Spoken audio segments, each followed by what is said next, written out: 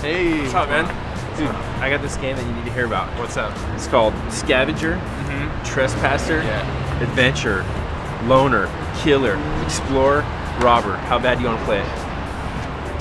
I don't know what the fuck it is. This, you heard of S.T.A.L.K.E.R? Oh yeah, S.T.A.L.K.E.R, yeah. Right, Wow, so that is the stupidest fucking name ever. It's rad like that, man. Oh, I see. Okay. So, yeah, I got a copy of it for you. Oh, really? Yeah.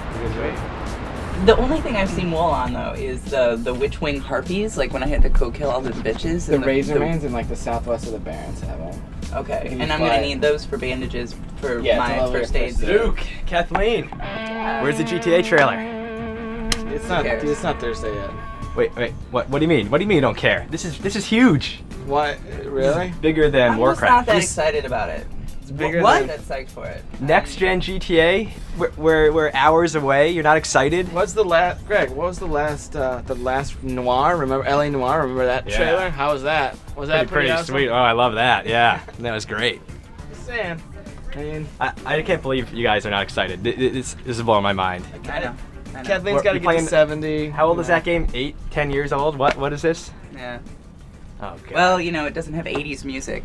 I'm not that jazzed about another GTA game. You guys are just pissed. This is the most important game of this generation. You don't care? Greg Ford, the most important game this generation starts with H and ends with Halo 3. Yep. Wait, where do I find Boris? Where are pigs? Probably in Ashenvale or in the west part of the south, like the southeast part of the Barrens, not the southwest. Oh, okay. Yeah, because the southeast is where you get the wolf. Morning. Good morning. What's happening? Oh, World of Warcraft again. Yeah. Hey, you found a handheld game. Yeah, I'm playing Puzzle Quest. It's good. Yeah. I got an extra DS copy if you want to play. Fully. What was Craig so worked out about? He's all excited about GTA. But I've been playing Earth Defense Force. Right. Just past level 10, it starts not sucking. Oh. And I was thinking about that, and I was thinking about Crackdown 2. Yeah. And about how great it'd be if, as an agent, I could destroy giant bugs and Gojira monsters. Yeah. And how if you took Earth Defense Force and you took a Crackdown and you made them have sex and make a beautiful game baby, and the baby would be like Jesus.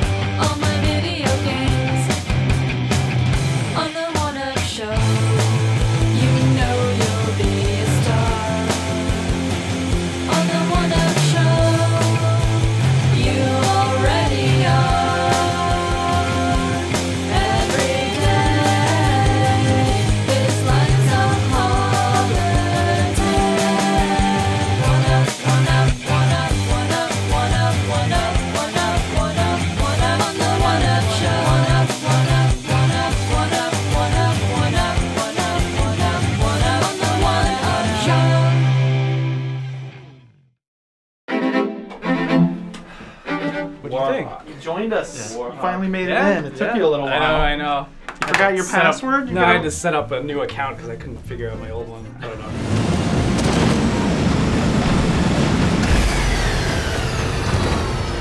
What do you guys think? I'm actually giddy. Like, really? Giddy. This time, this is me giddy right here. This is me barely keeping it together. Today we played, capture the flag in zones mainly, and I feel like this is what the game is built for. I was having so much fun, and we were only playing like 8 people.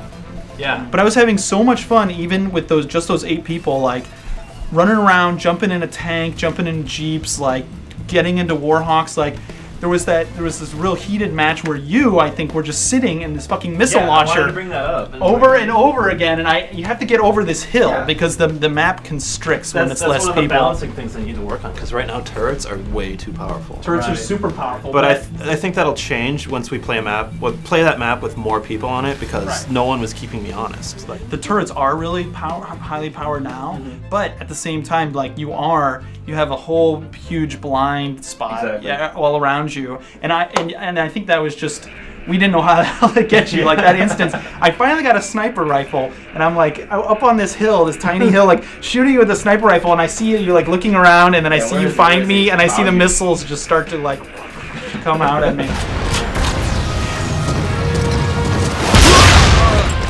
And maybe it was just playing 8 people, but it seemed like there was almost always a vehicle if I wanted one. There wasn't like, yeah. I mean, so. And I didn't mind being on foot a lot of times. In fact, I would get out of the vehicles because it's this constant match. It's like you're a bigger target and a slower target if you're in like a tank. But, you know, tank is better than a Jeep or a guy, but not as better than a Warhawk. But a Warhawk's the anti-aircraft. And so there's this constant like, there's like this little like, you know, food chain. There's a level of depth that's there that wasn't in like Star Wars Battlefront, for instance. Right, yeah. So how long did it take you to like get used to what was going on in the game? Because I'm still a little bit confused. That's the thing. It took me a long time. Like, you have oh look, you just happen to have. Yeah. So like the controls in this game, like, and you've got your own there too, are really freaking complicated. Like, I mean, most of it's the same. The lower half is the same no matter what you're doing. But like, even the Warhawk has 2 modes. It has hover, it has fly.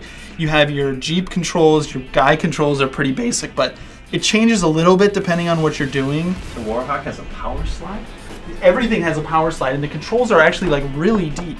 Yeah, and that's the thing. It's like you don't know that at first, and you also like. It's not like I think the controls are bad at all. Like it takes you a while. It takes a long while. The first time you jump in a Warhawk, you want to control it like you would any other vehicle. Like this is where you move and this is where you look around, but this is not where you look around. So that's why most times you see somebody get in the Warhawk the first time and they go and then they go because that right stick is like crazy evasive maneuvers. And it takes time to get used to that. But once you do, it's like amazing the stuff that you're pulling off and the stuff you can do.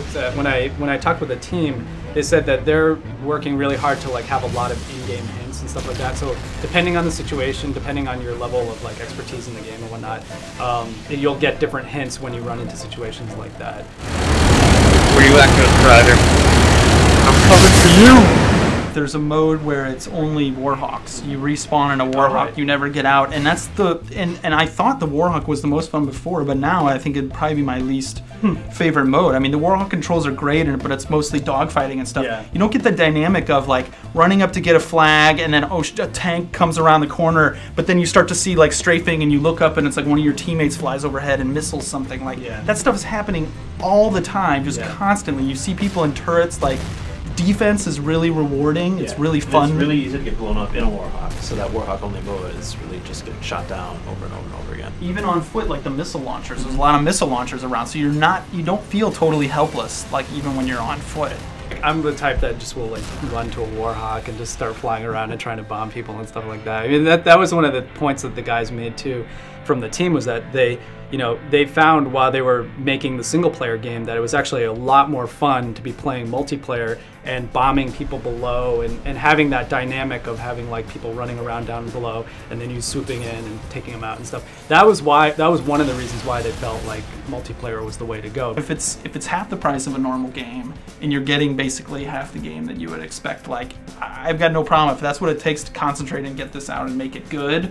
Yeah, I mean, it might be cool, but, you know, like he says, if it's super popular and something happens, there's no saying that it never happened. Right. They have to develop, like, 2 distinctly different types of games. It's the Battlefield style and then the single-player style. Yeah, that's the key. That was the problem. They were doing that. Yeah. And, you know, as they were developing and they realized, shit, we can't do both of these. We need to focus on one. And they were finding that the single player was just more fun. I mean, the multiplayer was more fun. So they were like, screw it, we're just going to focus on that. I do think that the single player missions will come out at some point. I mean, they've done all the work on them. I think they will. That's I mean, what I think Sony's going to end up doing is, you know, there's been all this talk like online about, like, one second you hear from Sony that it's going to be Blu-ray, the next second you hear that it's going to be a downloadable game. What I think Sony's going to do is actually put it out as a downloadable game first on the PlayStation Network. I don't know how much it's going to cost. I would assume probably like $20, $30, something like that. Yeah, I was going to say I'd probably pay like $30 for it. And then over time, like, they'll probably, you know, you can assume that they'll release more maps, more packs, all that kind of stuff. Maybe even the single player levels or whatever. If they did all that, I think at that point they're going to put all that together and release that as like a Blu-ray disc Later on. Yeah, later on. So probably like, you know, late fall or something, they might have the full experience on Blu-ray, which is actually, I mean, from what we hear, is what they're going to end up doing with a lot of PlayStation 3 games going forward. So it's kind of interesting. I think it's kind of cool. It's more like the kind of the HBO model, like where you have like, you know, the game you buy in stores is kind of like the box set, which is kind of neat. Yeah, the problem is though, if the maps are pay for each map, then you segment the population each time. Yeah, with an online game, that's pretty tough. It'd have to be map packs. Right. So you're guaranteeing at least like 4 or 5. I do like also you were able to, like, I don't know if you guys messed around with the options much, but you can really customize your guy. You can customize your Warhawk so you really know who's who. And you can even, like, you don't see this much outside of PC games or old PC games, like filter your servers by ping, like the ping that you get to other places. Yeah, and also you're able to change maps or modes, at least we know, probably maps too, like without dumping everybody and having to go back. So like I don't take that for granted anymore now, you know.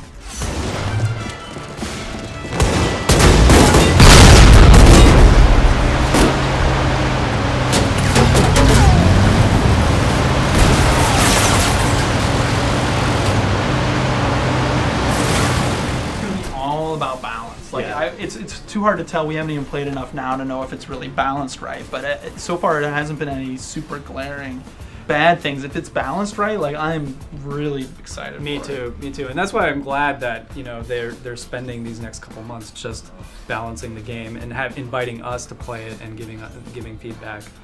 It's kind of unprecedented in a way. Like, I've never played a game this early and had this level of like communication or interaction with a team. Right.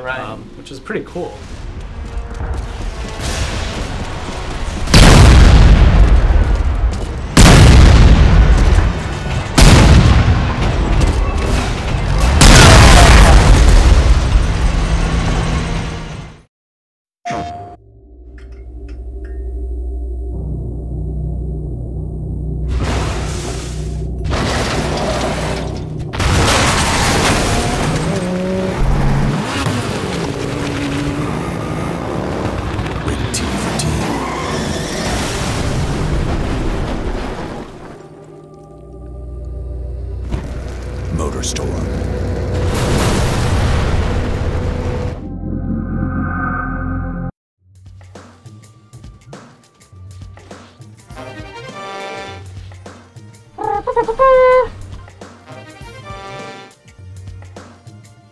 Hey, you making a Fire Emblem noise over there?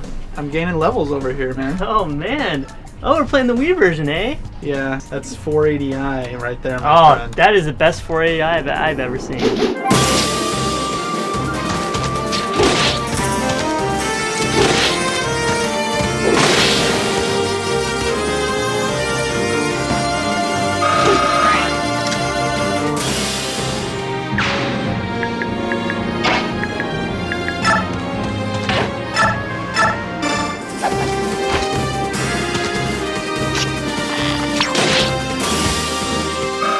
Looking at the game and not seeing the controller you're playing, I could have sworn that you were playing the Japanese GameCube version. That's the weird thing. There's absolutely no reason. It's Fire Emblem on Wii, but there's absolutely no reason for it to be a Wii game. When they announced the game at E3, and I remember thinking to myself, oh, this is awesome, a Fire Emblem game on the Wii. They're probably gonna, like, A, improve the graphics, B, do something different, and C, maybe actually utilize some cool Wii controls. Right. None of that happened.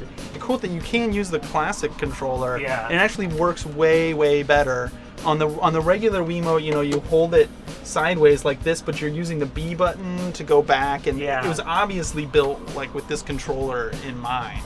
But it's a shame. It doesn't use the Wiimote at all. I don't necessarily think it needs like crazy Wii controls, right. But what it does need is like some graphics improvement, because this is probably one of the worst looking GameCube games of the past 2 years. You mean the Wii game? The Wii game, yeah. Is one of the worst looking games. Yeah, because basically, like, if you look at Super Paper Mario, that started out on the GameCube, but they actually, you know, like, added some Wii controls and everything, but like, with the Wii version of Fire Emblem, it's like, it must have started out as a GameCube game, but they were like, you know what, we're not even going to try to add new graphics. We're not even going to try to add new controls. We're just going to ship it out there and give it to you. Well, and there's an FMV beginning that actually, it's all CG, but it shows you like, oh yeah, I mean, when I saw it, I'm like, oh yeah, and I started to get excited for Fire Emblem. I'm like, yeah, this is what like next-gen Fire Emblem should look like.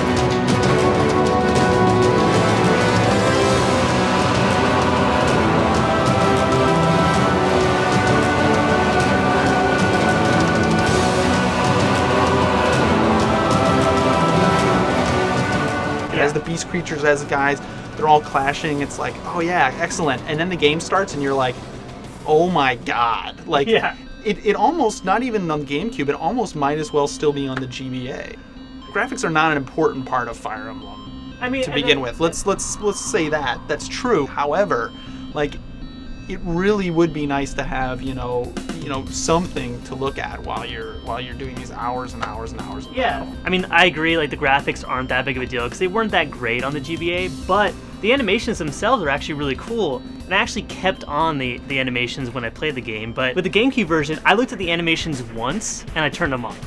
I'm like, these are terrible. They look like crap. I'm not going to do them. But the thing is, if you look at some Japanese strategy role-playing games, kind of like the Namco versus Capcom, or like Super Robot Wars, they have these beautifully drawn, awesomely animated, like 2D fight scenes, and it's kind of like, well, why can't Fire Emblem have that? Right. Still got the big thing for the GameCube version were the guys that turn into different kinds of animals. Which is terrible, by the way. Why don't you don't like that? I don't like it because the whole thing about Fire Emblem is that you build up your character and they start really weak, but the reward is if you level them up correctly, they turn out to be like the best characters in the game. Like my Pegasus Knights were like so great. I would fly around and kill anybody, and like that's the reward of like leveling up your characters. But with the Beast guys, the Lagoos or whatever the hell their name is, they don't level up. So you're kind of like, you're kind of stuck with them, But the thing that I like about fighting against them and also having them on your team, especially fighting against them, is it adds just another element. They, like every turn that passes by, their little beast gauge goes up until eventually, and they're kind of weak until they turn into a beast. Once they turn into a beast, they can move really fast, they get great bonus, and then it starts ticking back down. So I just like that it added another element, like at least for me, that was something that was different. Yeah. But I will say, like, despite all of this stuff, like despite it's still just, it might as well be a GBA game, still, I'm really enjoying playing it. Like, even turning the graphics off, I'm totally hooked again. Oh yeah, I mean, the gameplay is probably, for me, the best gameplay I've experienced in a strategy role-playing game. I mean, some people may argue that, you know, the Final Fantasy Tactics, the Ogre battles are better, but for me, I feel like it kind of mixes the best of Advance Wars with kind of like the Final Fantasy kind of like role-playing aspect. Yeah, like I never understood Shu really likes Advance Wars, never really got into Fire Emblem. To me, it is like Advance Wars, except every tank you care about. Every tank has a name and gains levels, and you know, everything like that. They all have these distinct personalities, even from, you know, what their attacks are. It's like, this is the guy that's really fast that always hits twice, or, you know, this is your thief that can get treasures. The other thing is, when somebody dies in Fire Emblem, and this is the controversial part that's still in here, when they die, they're dead for real. If it's your main character, it's game over, but anybody else, they're dead for good. Like, it makes you care so much about every move, because when someone dies, it's so important, but at the same time, it's like an hour into a fight, your weak-ass archer, somebody you just didn't, you know, you forgot about, somebody flies in on the edge of the map, or like an enemy Pegasus Knight flies over and just nails him, he's dead, you're like, fuck!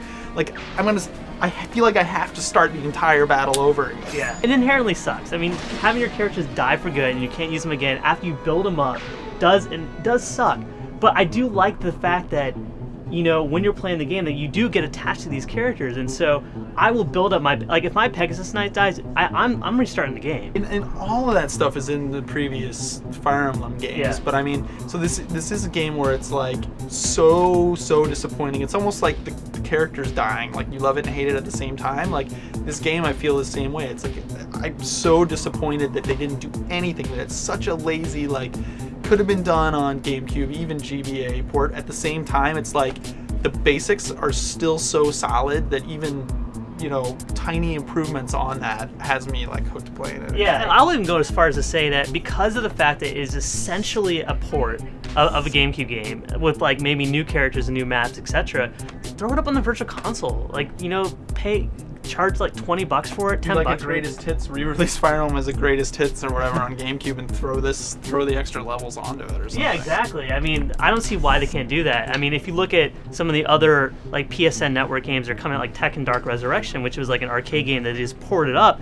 It's like, you know, this is essentially, you know, they're not changing anything really, so just throw it up on the Virtual Console, you know? It's better than spending like $50 on a game that's essentially a extension. I don't know.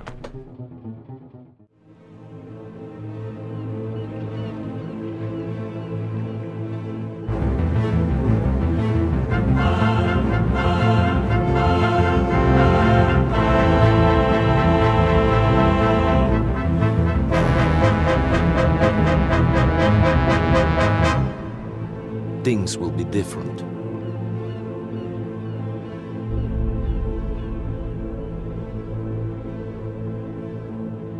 Play it again. Louder.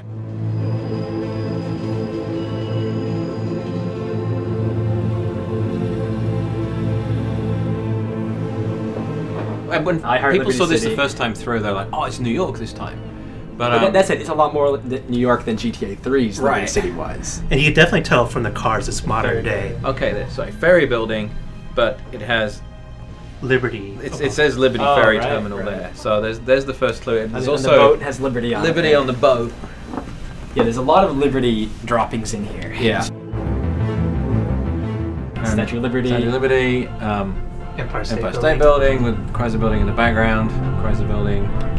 It's kind of the same thing they were trying to do with San Andreas, was just make almost an exact replica. You know, I remember like San Francisco had Lombard Street and the bridges and all that. So we've seen this before. You know, like True Crime did New York City, and but obviously it doesn't look as good as this. So it's kind of neat to see it in full high resolution, and it's really detailed.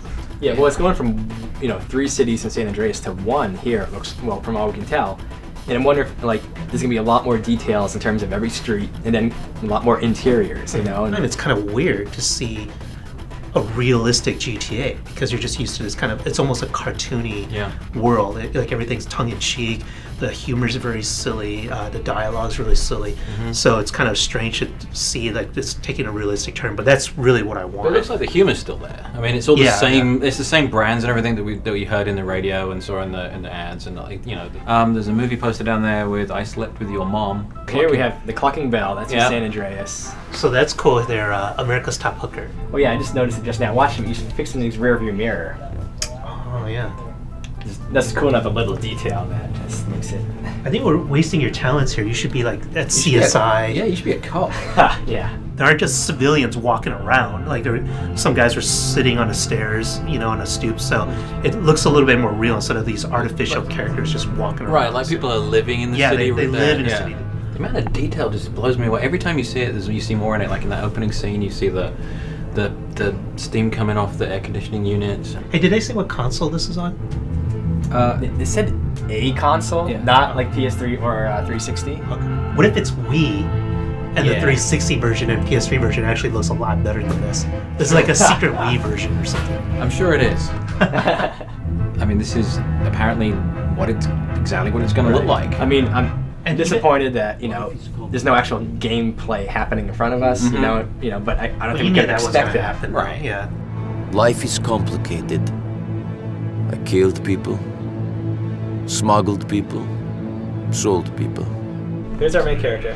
I think he sounds Russian. I think he's Russian. He's a terrorist. What? Yeah, he sold people, he's killed people, smuggled people. He's just gonna be perceived as a terrorist. I think when people see this, they're gonna think he's a terrorist. Why did you pick up he's a terrorist? That's people were talking about it. People are talking already from the terrorist scene in this trailer. I'm telling you right now, he'll be perceived by a lot of people as a terrorist. Wait, like a Russian terrorist or a Middle Eastern terrorist? I'm walking like a terrorist right there. Yeah, that's the walk. He's gonna blow that bridge up. He sounds Russian. Yeah. He also sounds from that like it's him trying to get away from bad stuff rather than. I mean, it's a different kind of vibe. Yeah, he left his old country because he did all that. He's going to America to get away from it. I think he's going to be a do-gooder. He's just gonna no crime in this game. He's just gonna be like, I don't want to kill anybody. I don't want to do anything bad. That's the new direction for Grand Theft Auto. You think? You heard it here first. You think? No. And also, we looked at his fingers. They seem to be individual fingers. Wow, you really look close. They've never done a trailer for GTA like this before. It's always been that sort of welcome to the jungle vibe. Yeah. Last time it's always been fast cuts showing things blowing. I mean, there's no explosions. There's no guns. There's not a guy walking down the middle of the street with a rocket launcher kind of thing. This is what I've always been waiting for. Like GTA has always GTA 3 and through San Andreas has always been great games. But they're almost too ambitious for the hardware, you know. They never look great, but you didn't care because you had so much fun with them. And it's like all this time we just kept waiting. Grand Theft Auto 4 finally will hopefully be that game where it catches up to the technology, you know, or the technology catches up to what they want to do. Perhaps here, things will be different.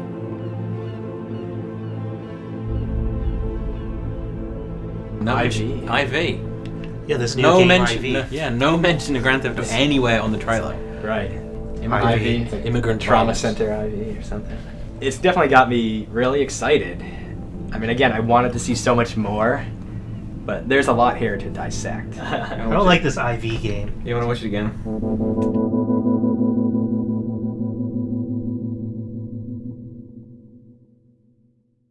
Rated T for teen.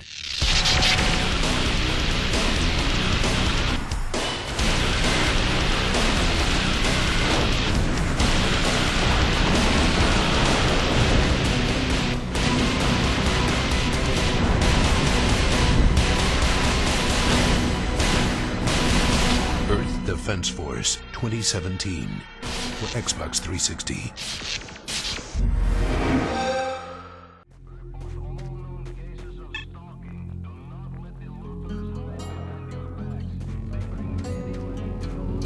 Come over here, we need to talk.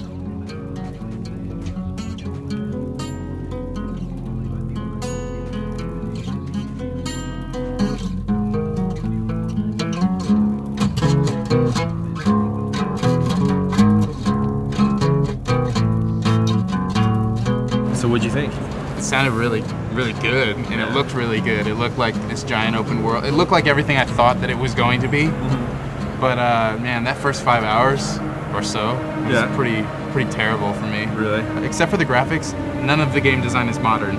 Things like inventory management and quest system management is all done in a like Diablo style. Absolutely, yeah. You know what I mean? It's got this like time capsule quality to it. Yeah. And even the graphics, I mean, when I describe them, it's like the best looking graphics from 3-4 years ago.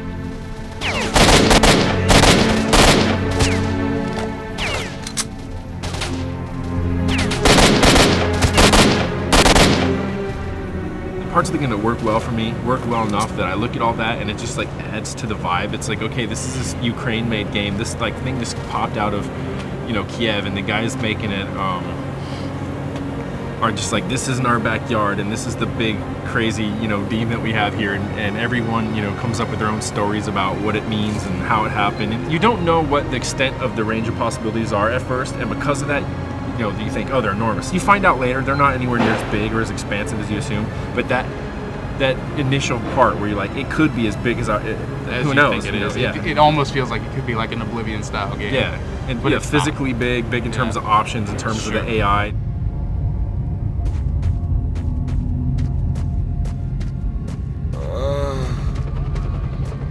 Help me, brother! Take the med kit off the stiff! I can't crawl that far!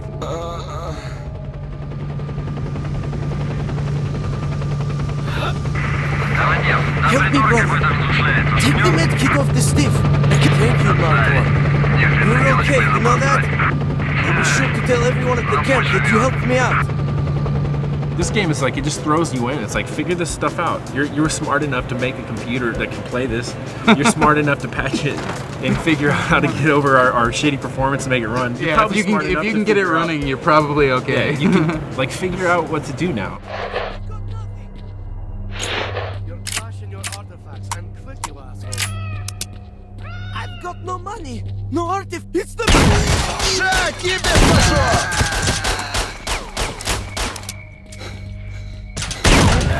You know, you were saying in your first 5 hours it wasn't so impressive, but for me the cool thing was that because I didn't know the extent of the illusion, and I come in, I put my binoculars up, and I see dogs chasing boar and boar chasing troopers and whatnot. And I just wonder, like, how deep is that AI? I mean, did I just see some random fluke, or is that scripted? You know, how did that all work? And it's just so much fun, like pushing those boundaries and seeing just how this whole thing works, how it operates. You know. No, that stuff was really fun to me. It was when the actual game mechanics started fighting back against me that I got angry with it. You know, it is like a role-playing game. All the weapons have stats in accuracy, in rate of fire. Like, they degrade, and you have to get new weapons. That's all cool, and I kind of like it. But what I didn't like was like the AI seemed to mostly, they would flank when they needed to, but then once they had you pinned down, they just pin you down. Which, of course, sure, that might be the way that it actually happens in real life. Right. But it's not fun when you like pop out from the side of the box, shoot off something like a full clip, and maybe 2 of the shots hit the guys. Or the worst case scenario, if that happens and you start running out of ammo, and you've got to, like, for every time you kill a guy, you've got to run up, press the inventory menu, take some ammo off him, or switch guns with him and do it. It can be bad. Yeah, the experience does depend on what you have, and they can't guarantee that everyone's going to have the same thing. The game really kind of opens up and expands at about 5 hours in once you finally make it to the city. Stalkers, veterans and hunters, join duty. Protecting the world from the zone's evil is our common goal.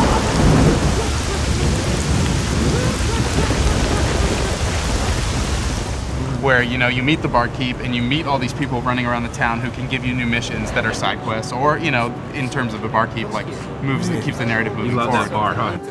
Hey, Martwa, have you brought the documents from the Institute? They gave me the stalking suit, which like increases your abilities greatly, so you're not wearing your stupid leather jacket anymore. Like, I was dying all the time before I got that suit, and before I got a few of those little crystals that actually increase the amount of health I had or whatever. And once you get the scope for your rifle for the first time, that really changes the game too. Yeah, because once you have a scope, then you can stand back and shoot things.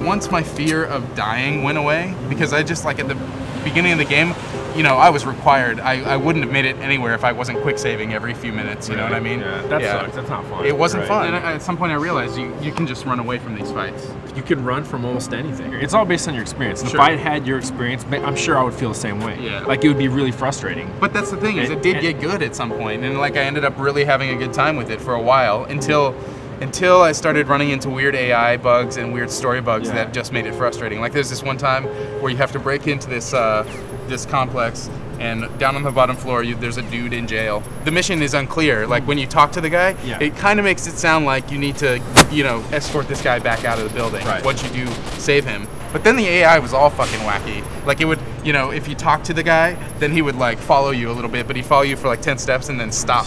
And then like you talk to him again. To take him out? No, well, that was the thing. We couldn't figure it out. But then eventually he like would run out of his cell, run all the way back. He got to the point where we had cleared the complex, and he was running around the entire complex on sprint. And then like he disappeared for a while. We like left the complex and we were running around shooting more guys.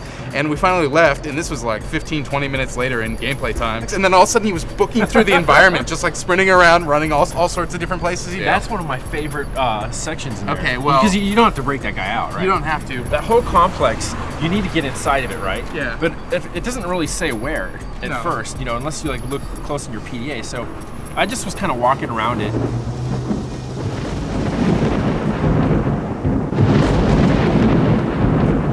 And it took me a while, and eventually I'm like, oh, here's a way in. But I was like, okay, this makes sense, because this is what I would do if there wasn't a flashing arrow in life, I would case this joint and look for a way in. And then after I looked the whole thing, I'd say, okay, that looks like an option and that looks like one. When you get into that area, there are so many ways in. I don't know if you realize just how many. You know, it sounds like you might have went in through the first floor, the basement. It was just so cool that, I mean, it's the way that, you know, you'd play, when I play Battlefield 2 or something online, and every time, you know, I'm trying to capture a base or something, and I know, like, I can do it in all these different, any number of ways. It's like, just try something, and that's why I always, like, to an extent, I mean, that's something where multiplayer is so much stronger, you know, is, in part, it's because, you know, you're not dealing with AI, you're dealing with, you know, humans, but also because the level design is made to, you're going to replay the same scenario over and over again. It's going to offer as many options as possible, and it just, like, that worked for me. Every once in a while, the game will give you a voice message, and it said, like, okay, Stalker, you made it, and now we're going to send a chopper and attack you. And I was like, okay, so we made a little save file called Attack by Chopper. Then, like, 5 seconds later, I get another message coming through from a different guy that says, like, there goes your chopper. You're next, you political scumbags. and sure enough, the chopper got shot down. And I was like, oh, okay, I guess he wasn't talking to me when he said you, player, you, Stalker.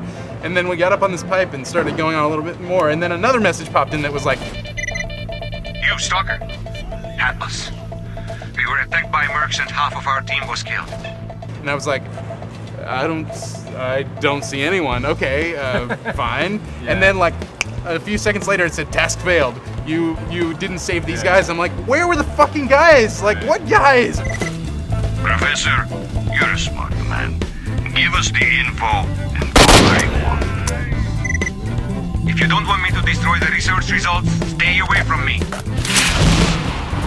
There are all these like examples of bad game design in there, but the environment is awesome. Like once you get a scope and you're having fun shooting, and like you said, the open-endedness is what makes it good.